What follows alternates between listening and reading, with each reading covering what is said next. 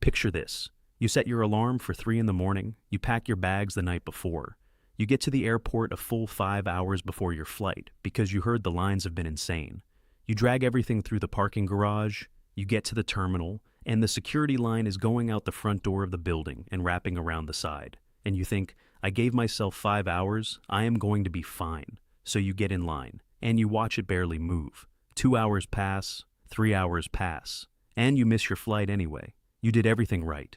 You showed up earlier than you have ever shown up for anything in your life, and you still missed the plane. Now, you are sitting on the terminal floor with your bag between your legs, eating a granola bar from your carry-on, waiting to find out if there is a seat on tomorrow's flight. That is not something I made up, guys. That is what is happening to real people at airports all across this country right now.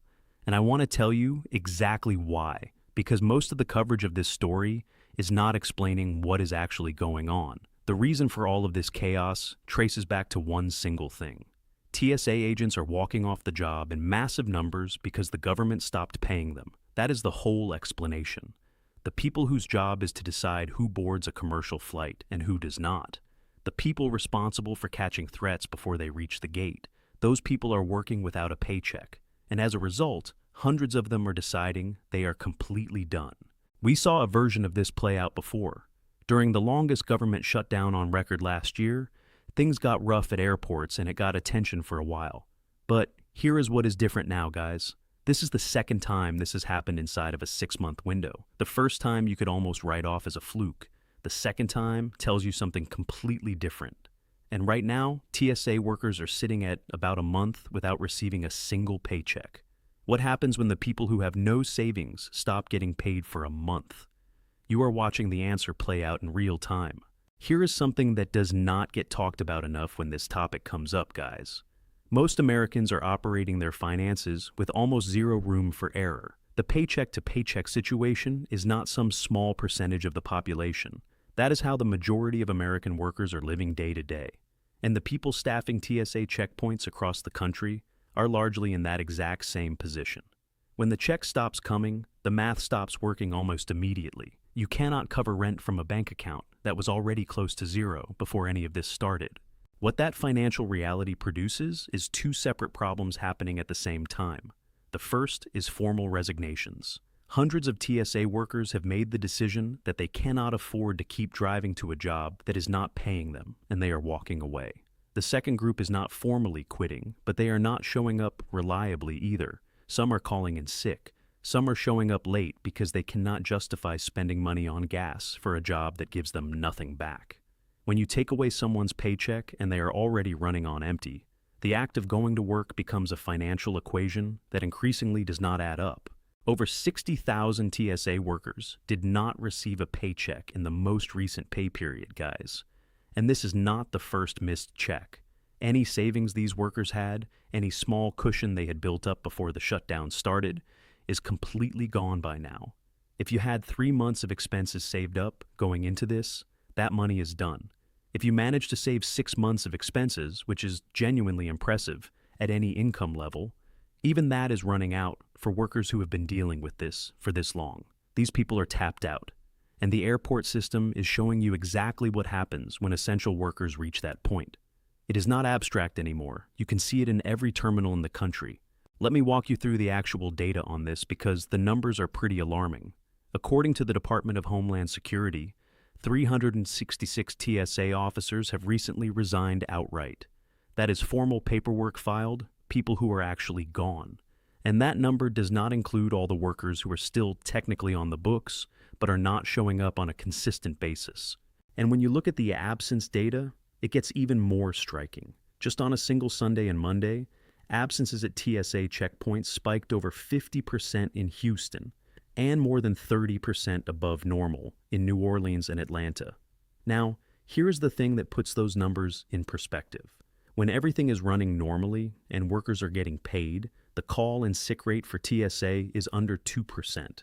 That is the baseline, under 2%. Since the government stopped processing paychecks on February 14th, that rate has gone to around 20%. That is 10 times the normal rate, guys. 10 times. And when you stack that on top of the formal resignations, you get exactly what you are seeing at airports right now. And then there is this detail that honestly floored me when I heard it.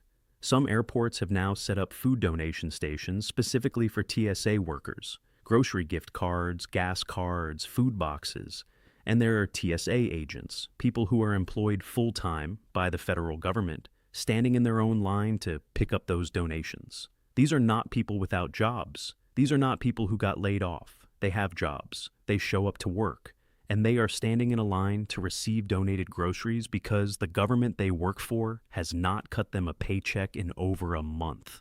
I want you to really think about that image for a second, because that is not some story from another country. That is what is happening at American airports right now. Workers who are responsible for keeping air travel safe, accepting charity at their own workplace. That is the situation we have arrived at. Now here is the part that I think should make every single tax-paying American genuinely furious. The people who are showing up to donate food and gift cards at airports, those people are being kind and generous, and the donations are genuinely helping. That part is actually good to see. But here is the reality of what is actually happening underneath that act of generosity. Every American who pays federal taxes is already paying these TSA agents' salaries. That money is already being taken out of your paycheck and sent to the federal government. The funding exists. These salaries are already budgeted. The government already has the money. They are just not distributing it to the workers who earned it, because a bunch of elected officials cannot stop playing politics long enough to pass a functioning budget and keep the basic operations of the country running. So, what is happening right now is that Americans are essentially being forced to give twice. Once through their taxes, which are not optional, which are collected whether you agree with how they are spent or not, and then again through voluntary donations at the airport, because the government those tax dollars are already supposed to be funding has completely fallen down on its basic responsibilities. This is criminal, guys. I am not using that word loosely. These workers earned their pay. The money to pay them already exists in the system. The failure here is not financial. There is no shortage of funds. The failure is entirely political. And the people bearing all of the cost of that failure are the workers at the bottom, not the politicians at the top. The people who created this situation are still receiving their own paychecks right now, on time, every single pay period. Think about that. The elected officials whose job it literally is to pass a budget, the people responsible for this exact situation, are the only ones who are not going without. Every other person involved in this story is absorbing the consequences, except them. And here is another thing, guys. Even when the paychecks start up again, I would not bet on everything going back to normal right away. Because here is the deal. The whole reason people take government jobs, the whole argument for accepting a lower salary than the private sector offers, is the stability. The promise is, you know the check is coming. That is the deal. And that deal has now been broken twice in 6 months. The whole concept of the secure government job has been turned completely upside down for these workers. So, a lot of these TSA agents who thought they had a stable long-term career are probably reconsidering everything right now. And the workers who stayed through all of this and kept showing up even without pay, a lot of them are already quietly looking for other options. And when they find something more stable, they are probably not coming back. Once trust gets broken this way, twice in 6 months, it does not just rebuild automatically when the check shows up again. The damage is real. And the ripple effect of the TSA staffing shortage is already hitting travelers in concrete ways. At one point during all of this, over 100 flights were canceled directly because of it, guys. Over 100 flights. And when flights start canceling, you get a chain reaction. People miss connecting flights. People miss weddings and funerals and medical appointments and critical work presentations. People end up paying for hotel rooms they never budgeted for, paying change fees and rebooking costs, burning through vacation days they spent months earning, now wasted on an airport floor instead of wherever they were actually trying to go. And through all of this, what are our elected officials doing? One side blames the other side. Republicans point at Democrats. Democrats point at Republicans. Both sides have a list of talking points about why this is entirely the other party's fault. What nobody has is a plan for the TSA agent who literally cannot afford the gas to drive to the job they are not getting paid for anymore. It is an absolute joke. Here is something that came out of all of this coverage that genuinely surprised me. Do you know what the average TSA worker makes per year? $35,000. I did not know it was that low, honestly. These are the people responsible for the security of every commercial flight operating in the United States. The people making judgment calls every single day about who does and does not board a plane. And the federal government considers $35,000 a year to be appropriate compensation for that. When your annual income is $35,000 and your paycheck stops, the math for survival is extremely simple and extremely grim. There is almost nothing to fall back on. The emergency fund that financial advisors tell everybody to build, 3 months of expenses at minimum, 6 months as a real target, is genuinely difficult to fund on $35,000 a year. After rent, utilities, food, transportation, and any debt payments, there is often nothing left over to put away. So when the income disappears, the options are to borrow from family, sell personal stuff, max out whatever credit is available, stop paying certain bills, or some combination of all of it, and just hope the whole thing resolves before the consequences pile up past the point of recovery. And then here is the kicker. When the paychecks finally do resume, there is nothing extra. No bonus for staying through the hardship. No back pay with interest to acknowledge that these people essentially worked for free for a month. They just get their normal paycheck going forward at the normal rate, while they pay back the debt they took on during the shutdown out of that same normal paycheck. The workers absorb the entire cost of the political failure, every single bit of it. The people who created this situation face zero financial consequences whatsoever. That is the reality of how this works. I want to talk about why this story matters beyond just the chaos at airports right now, because I think it is actually a preview of something much bigger. The disruption spreading through the job market in general is not contained to government workers. The pressure on lower-income workers is intensifying across almost every sector of the economy, and the TSA situation gives you a real concrete picture of what that looks like when it reaches a specific breaking point. The situation has gotten bad enough that they are genuinely talking about shutting down certain airports entirely if staffing levels keep falling. Because at a certain point, you just do not have enough people to run the checkpoints. That is not a hypothetical, guys. That is the endpoint of a situation where you keep not paying the people who keep the system running. There is no version of this where you can sustain airport operations indefinitely while the workforce keeps walking out. And here is something that I think is really important to understand about how fragile these kinds of systems actually are. It only took a few hundred formal resignations and a 20% absence rate, and the whole airport security operation for major American cities started showing serious strain. We tend to assume that large federal systems have a lot of redundancy built in. We assume losing a small percentage of the workforce is manageable, and the system absorbs it. The TSA situation shows that assumption is simply wrong. Critical operations can start failing with surprisingly small drops in the people running them. And once the failure starts, it compounds. The remaining workers get stretched thinner. Morale collapses further. More people make the decision to leave. The spiral feeds itself. One more thing about the financial reality for these workers. There is no back pay with interest. When the shutdown ends and the checks resume, workers who borrowed money to stay afloat will be paying that debt back out of regular future paychecks, at the regular rate, with no acknowledgement of what they absorbed. The political failure gets fully offloaded onto the people at the bottom of the system. That is how it always works. Now, I want to connect the TSA story to a bigger picture that I think is really important for everyone watching this to understand, and that is what is called the K-shaped economy. You have probably heard that term. If not, let me break down exactly what it means, because it is one of the most accurate descriptions of what is happening in the American economy right now. Picture the letter K. You have the vertical line on the left, which represents the starting point, and from the top of that vertical line, two arms extend in opposite directions. One goes up and to the right. One goes down and to the right. One group of Americans is on the upward arm. Another group is on the downward arm. And the gap between those two groups gets wider with every month that passes. The people on the upper arm are doing well right now. High earners are still spending on premium products, luxury experiences, travel, expensive real estate. They are benefiting from strong markets, from investment returns, from all the tax advantages that come with already having wealth. Their financial life is actually pretty solid right now, all things considered. The people on the lower arm are cutting back on everything, not just the obvious extras. We are talking about pulling back on groceries, on transportation, on anything that is not an absolute necessity. And to cover the gap between what their income produces and what their actual cost of living requires, they are adding debt. Credit cards, personal loans, buy now, pay later programs for everyday expenses.